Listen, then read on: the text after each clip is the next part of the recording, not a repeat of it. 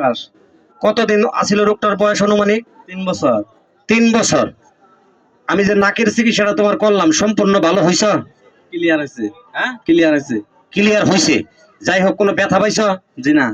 জ্বালা যন্ত্রণা আছে? জি না। জ্বালা যন্ত্রণা নাই। আচ্ছা, যাই হোক, তোমার চিকিৎসাটা করতে অনুমান কয় মিনিট সময় নিছি আমি আইডিয়া? 5 মিনিট। 5 মিনিটের মধ্যে ওনার নাকের পলিবাস ভালো করছি। ভালো করার পরে এই বাজারটার নাম কি? চরগোবিন্দি বাজার।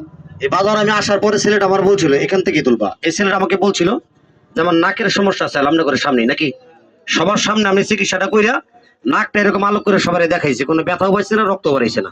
তাহলে আপনার অবশ্যই যদি কারো নাকের পলিবাস থাকে, নাকের ভিতরে মাংস থাকে, নাকের হাড় বাঁকা থাকে, এরকম রুগী আমার কাছে নিয়ে যাবেন। কোথায়? Jamalpur rail station. আমার সাথে কথা বলবেন, কথা বলার মাঝখানে আমি চিকিৎসা করে দেবো। মাত্র আমি 1000 টাকার মাধ্যমে নাকের চিকিৎসা করি। রুগী থাকলে পাঠাই দিবেন। আমি মোহাম্মদ কবিরাজ, কার্ড অপারেশন ছাড়া চিকিৎসা করি। যদি থাকে তাহলে রুগী পাঠাই দিবেন। নাকি কথা খারাপ কিছু বললাম? চিকিৎসা করে দেবো, মাত্র 1000 টাকার মতন খরচ হবে। হাত মিলাও। কার্ডটা কি তোমার দিছি?